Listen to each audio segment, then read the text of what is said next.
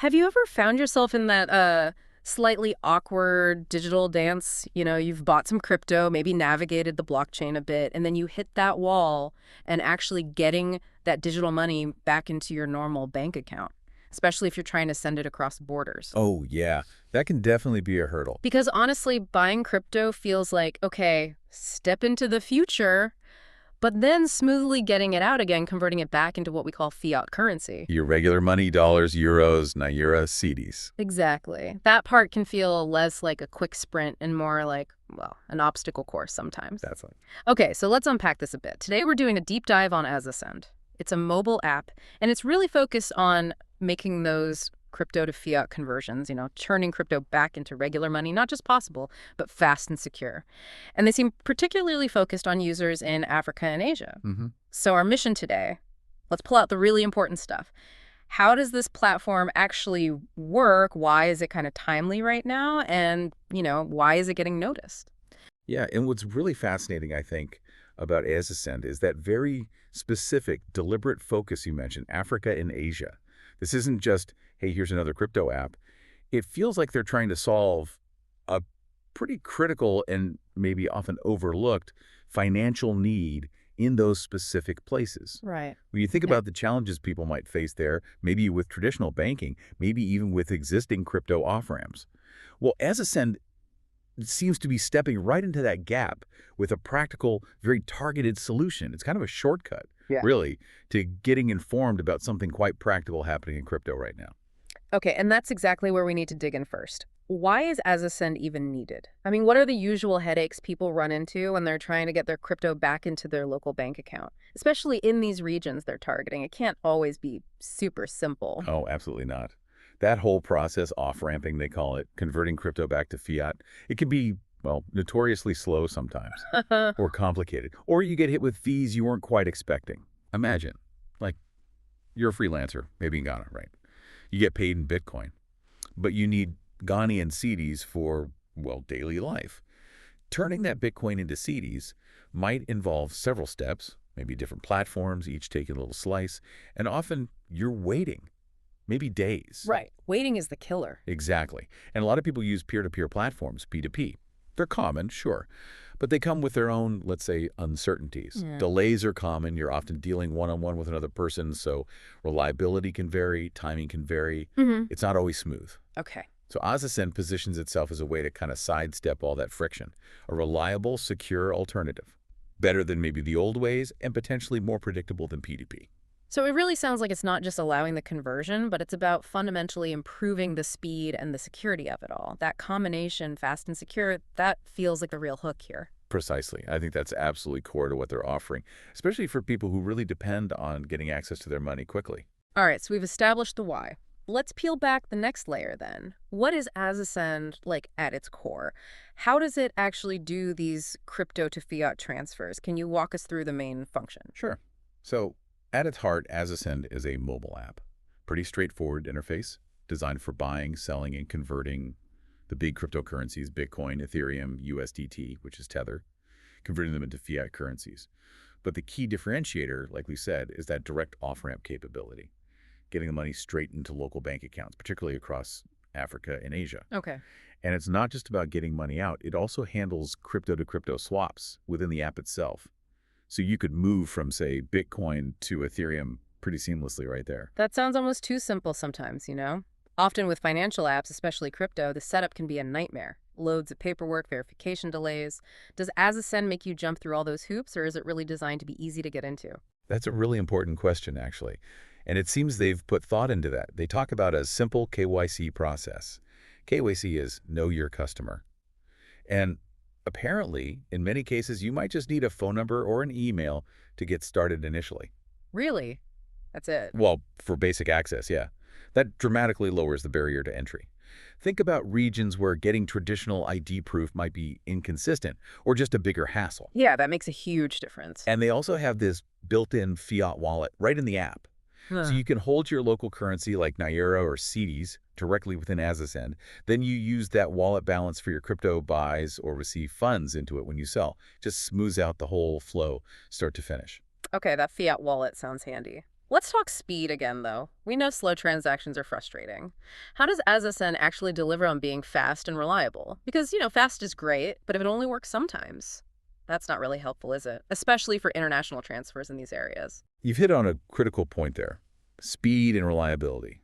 They seem to be banking on that. Azasend claims, and this is their claim, that they process crypto to bank transfers in just minutes. Yeah. Not hours, not days, minutes. Wow. And importantly, they stress that this isn't just like during business hours. It's fully automated instant withdrawals, available 24/7. Okay, 247 automated. Yeah. That kind of always-on service is a big deal compared to traditional banks with their cutoff times, or even some other crypto platforms where manual checks might slow things down. Right. And it's not just about the speed of one transaction. There's also this idea of high liquidity. Liquidity, meaning there's always enough money flowing through the system. Exactly. The platform's built to handle high-value trades, and they say they guarantee liquidity. So whether you're selling a large amount of crypto or buying a lot, you shouldn't have to worry if there's enough other side to the trade or if the price will slip badly because of the size. Oh. This is really important because it helps avoid those delays or uncertainties you can get on P2P platforms where you're basically waiting to find someone who wants to trade the amount you need at a price you agree on. Okay, so fast, reliable, 24/7, and high liquidity, even for bigger amounts. That sounds like a pretty potent mix. But let's get down to the brass tacks. For someone listening right now, maybe thinking, okay, how do I actually use this? What's the step-by-step? Like, if I want to buy some Bitcoin on Azasend, how does that work? It's designed to be pretty intuitive, really. To buy Bitcoin, first step is getting your local money into the app. You deposit your fiat currency, let's say Kenyan shillings, directly into your Azasend fiat wallet, probably from your Link's bank account. Okay, fund the wallet first. Right. Once the shillings are in your Azasend wallet, you just use that balance to buy Bitcoin or Ethereum or USDT instantly within the app. Direct swap, local money to crypto. Simple enough. Yeah. And selling. If I have Bitcoin, I want to turn back into shillings. Pretty much the reverse. You sell your Bitcoin directly on the Azasend app. The app handles the conversion, puts the resulting shillings into your Azasend fiat wallet, and then from that wallet, you withdraw the shillings directly to your personal bank account. And again, they emphasize that this withdrawal part is automated and fast. Funds should hit your bank quickly. That whole process sounds incredibly streamlined. Like it hides a lot of the usual crypto complexity from the user. But, even with slick automation, are there any common hiccups, like things users should watch out for, maybe scenarios where the speed could be affected? That's a fair question. I mean, no system is perfect, right? Users definitely need to make sure their bank details linked in the app are totally correct and up to date. A typo there could obviously cause withdrawal delays. Sure, basic stuff. Yeah. And like any online service, maybe during absolute peak usage times, you might see tiny variations in processing speed. But their automated system is designed to minimize that drastically compared to manual processes. The main aim seems to be keeping it user-friendly and cutting out those old points of failure. Good to keep in mind. Okay, so we've got the app's core functions down, but what about the bigger picture? Are there any sort of strategic partnerships or unique features that give Azasend more of an edge in what's becoming a pretty crowded space? Oh, definitely. One really significant move is their integration with Remitano. Remitano, I know that name. They're a pretty well-known crypto exchange, right? Especially in Asia and Africa. Exactly. And this isn't just a casual link-up. It's framed as a strategic partnership. The idea is to combine Remitano's strength, their established crypto trading platform and liquidity, with Azasend's specialty, those super efficient, localized fiat on-ramps and off-ramps. Okay, so they leverage each other's strengths. Precisely. Azasend users potentially get access to Remitano's wider range of coins and deeper markets, maybe. And Remitano users benefit from Azasend's quick and easy way to get local currency in and out. It creates a smoother bridge, really, for moving assets globally. If you zoom out, it points towards a vision of better integration in global finance, not just isolated crypto stuff. That makes a lot of sense strategically. Anything else unique? Yeah, there's Azasend Power, AZA. That's the app's own utility digital asset, like a token. Ah, a platform token. How does that work? Well, users can apparently earn AZA just by being active on the platform trading, maybe other activities. And it's meant to have real uses within their ecosystem. You might use AZA to pay for transaction fees, maybe get lower fees. There's mention of profit-sharing possibilities and using AZA to unlock special features or benefits. Interesting. So it's kind of like a loyalty program built in, giving users a stake in the platform itself. Yeah, that's a good way to put it. It encourages people to stick with the platform, use it more, and builds a bit of a community feel, potentially. Okay, that AZA token is a neat touch. So we've covered what Exasend is, how it works, its speed, the Remitano link, the AZA token. Let's bring it right back to the listener. What does all this actually mean for you? Who is Azasend really built for, and why should those particular people be paying attention to this? Well, it seems purpose-built for anyone who regularly bumps up against those friction points we talked about earlier. Definitely freelancers, remote workers who get paid in crypto. They need a simple way to turn that crypto into usable local cash without big delays or fees. Right. That's a huge group. For sure. Also, small business owners, maybe they deal with international clients or suppliers who use crypto. Azasend could simplify those cross-border payments.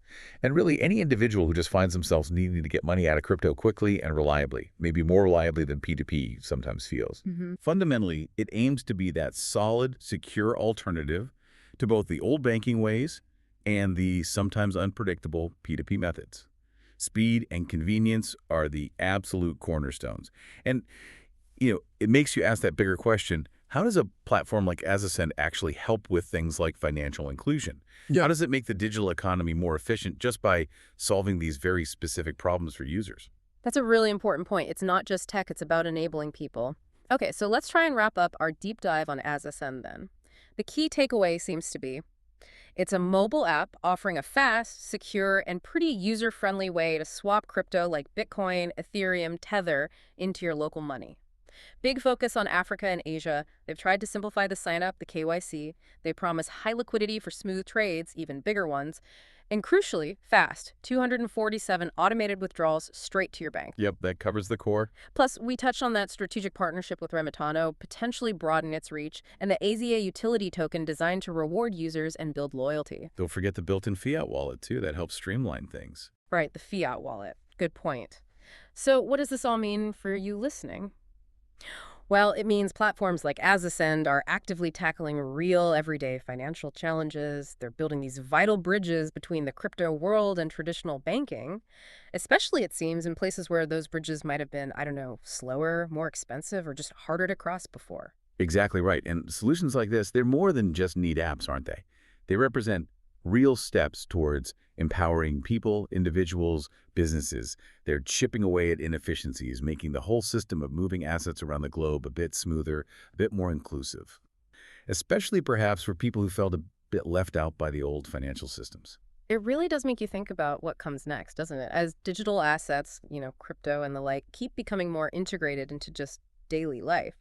How might innovations like Azasend reshape not just banking and sending money, but maybe spark entirely new ways of doing business, new economic opportunities, particularly in these really dynamic, fast-growing markets? That's definitely something to chew on until our next deep dive.